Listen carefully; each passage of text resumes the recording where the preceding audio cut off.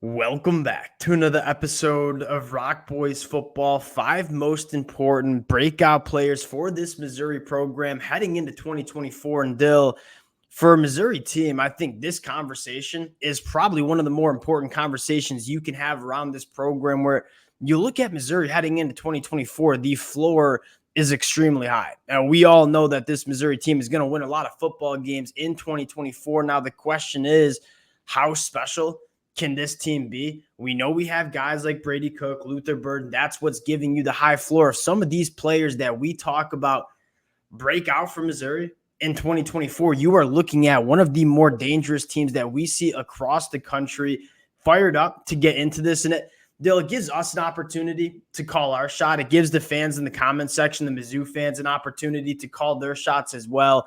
Fired up to get into it. Kind of show some love for some guys that, when we talk about this Missouri team, don't always get a ton of love, but are damn good football players heading into 2024. Before we get into it, just want to say thank you to you guys and to the Missouri fans. It's been a blast covering this team during the offseason, in the transfer portal, taking deep dives. At the amount of support you guys continue to show to the fellas, it truly does mean a lot. If y'all do enjoy the content, consider subscribing to the channel. Much more importantly, call your shot in the comment section. We always learn a ton from you guys in the comment section. Let us know your breakout players for 2024. And Dill, without further ado, let's get into one of the names that we continue to see in the comment section with these Missouri fans, and that is Marquise Speedy Johnson. Now, on the surface level, I can see some people saying, all right, we're talking about most important breakout players. Is Marquise Johnson the most important breakout player for Missouri? No, he's probably not. But you talk about how Missouri wants to close the gap in the SEC, just kind of finding those 2 or 3 game-changing plays on the offensive side of the football. Marquise Johnson can be that guy. And you look at Luther Burden, the amount of attention that he is going to get. You're going to see safeties over the top of him. If you can get Marquise Johnson some one-on-one matchups with cornerbacks with the 10-3 100-meter dash speed that Marquise Speedy Johnson has, they call him that for a reason. Maybe Marquise Johnson can be one of those guys that kind of gives that Missouri offense those explosive plays that kind of puts them over the top in 2024.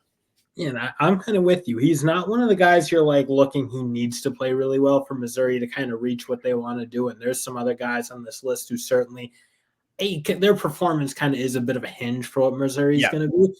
But you just kind of think about what Missouri's offense can be if he plays really well. And again, I like Mookie Cooper and Theo Weiss. They're really, really good receivers, very dependable, but they're not big playmakers in the way that Speedy Johnson could be, in the way that obviously Luther Burden is. So I think there's ways to get him on the field with Luther Burden and just, again, create a couple plays a game that really break it open for this team. And again, when you're kind of in Missouri's league, everything's hinges on really small kind of things. When you're trying to win an SEC title, the margins are small. Like 1 or 2 plays can win you an SEC title in this 2024 year. Marquise Johnson can be one of those guys. And another thing I want to add is, one, he played really well as a true freshman. I mean, only caught 13 passes, averaged almost 30 yards per reception. His average depth of target was 25 yards down the field.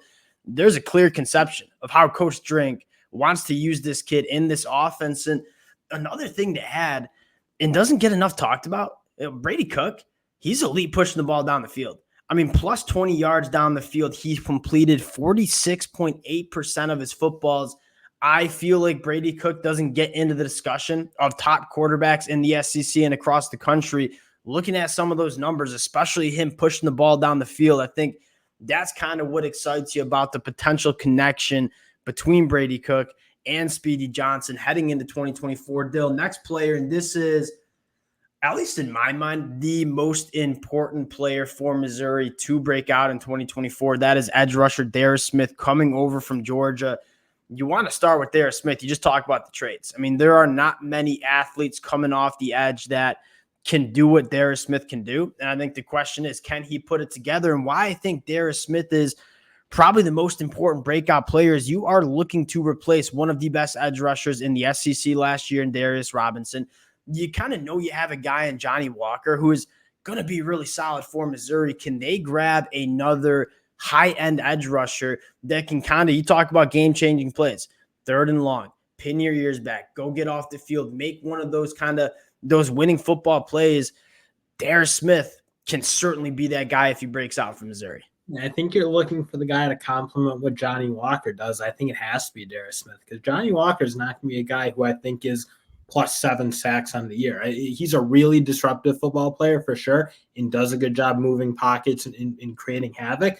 But I don't know that he's like quite the Ferrari that Darus Smith is and has the ability to work on the edge, that explosiveness that Darus Smith kind of showed both at his time at Georgia, but more importantly in his spring game performance with Missouri. So I think he's a guy who it can kind of make more plays maybe than Johnny Walker. Johnny Walker is going to be really disruptive. He'll probably still be their guy, if you will. But I think Darus Smith gives you much more higher upside potential to kind of get into that 7+ sacks on the season. And you look at this Missouri edge rusher unit, and again, you said you got one proven commodity in Johnny Walker. There is a laundry list of guys that could break out. We talked about Darus Smith. It certainly could be Zion Young coming over from Michigan State. There was a reason the Georgia Bulldogs wanted to add him to their pass rushing unit. You look at true freshman Williams-Nwaneri. I mean, there are a lot of names that could emerge, and if Missouri does get a few of those names to emerge, I look at this Missouri pass rush unit and say it could be one of the better units in the SEC in 2024 if you do get some breakout performances from some of these edge rushers. Next guy we got to talk about, Dill, very similar conversation in terms of all the potential in the world, just has to put it together. And you look on the inside of the Missouri defensive line, and we spent a long time talking about this Missouri team just checking a lot of boxes, not a lot of questions we have about this roster heading into 2024. If there is maybe one question that we have is, are they elite on the inside of the defensive line? I'm not sure they are yet. If Chris McClellan, going into year 3, former top 100 national recruit, can be that guy for this Missouri program, you start feeling really, really good about what Missouri can be on the defensive side of the football. Because you like Christian Williams. I think he's a really, really solid player in that inside, but again, not a game wrecker in the way that Chris McClellan, frankly, has showed he can be at times. It's been far too rare at his times at Florida. Again, you saw the moments, but it was maybe 10% of the plays where you're like, ooh, that's a difference maker. And the other plays were ugly, to say the least. Yeah, so there's obviously the consistency, but again, Missouri has done an incredible job developing guys. You see guys go to Missouri, whether it's through recruiting and lower ranked guys, kind of under the radar guys in that world, or it's portal guys who end up at Missouri have played really good. So again, if they can tap into what he can do, that's a big deal because I think you said it. It's really hard to be a really, really good team when you're not really good on the middle. And you look at Chris McClellan. This has been a kid that was on our radar after the 2022 season. Like, we went back and watched some Florida Gators after his true freshman year, and we're like, he can play. And then you saw the flashes again, year 2. And I think another thing that you feel good about is year 3 is normally when these guys kind of put it together along the line of scrimmage. That's not one of those positions where you can come right into the SEC and immediately dominate. You got to change the body. You got to become a grown man. Year 3 for Chris McClellan, is he that grown man?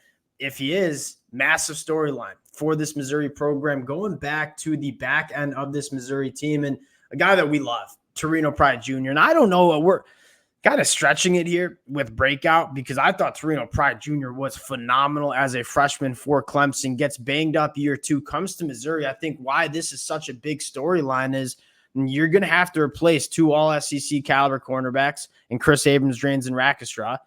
Can Torrence Pride Jr. be that guy? I certainly think he can. And if you do get a true cornerback 1 in the SEC from Torrence Pride Jr., it gets a lot easier to kind of design a defense, bring some safeties into the box. If Torrence Pride Jr. can be that guy, another massive storyline for this Missouri program. You know, it gets them to like not really skipping a beat in that secondary. Yes. We see returning a handful of guys in that safety room who are really, really good players.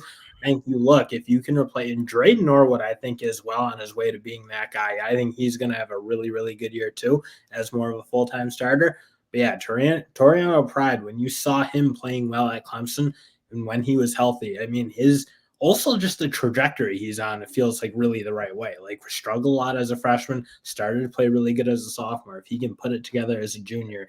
Yeah, I mean, he was on his way to having a great year before he goes down with the injury. And even his freshman year, I thought he played some really good football towards the end of his year. I think there's this narrative that Torrence Pride Jr. is a Clemson washout.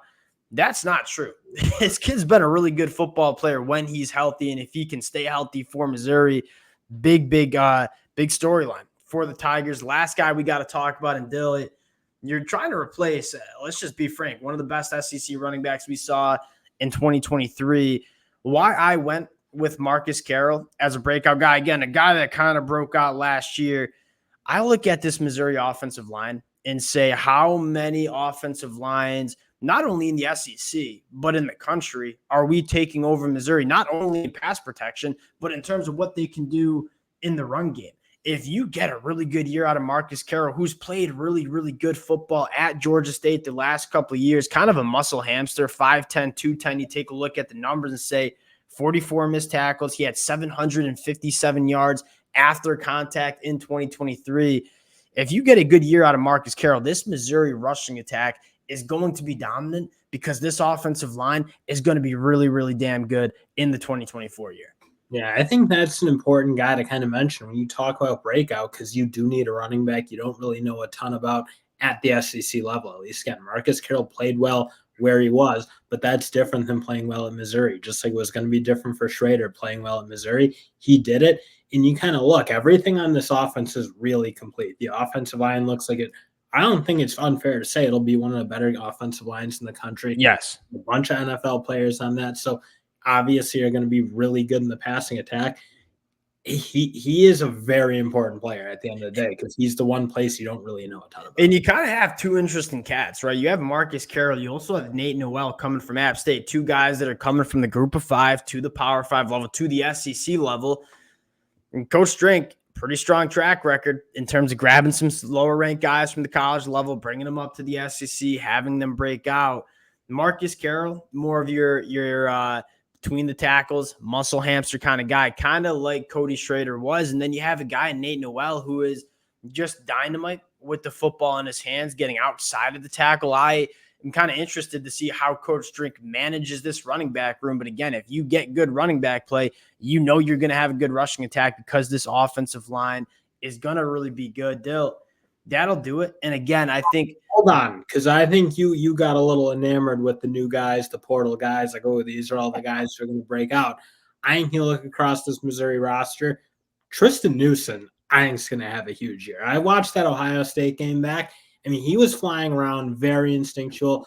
Again, I don't know if he's like has the traits necessarily of like a super attractive NFL draft prospect, but you look at the college level, I think he runs really well. And he's super instinctual, knows what he's doing. I think he's going to be huge in this Missouri linebacker. I think he's going to be the guy this year.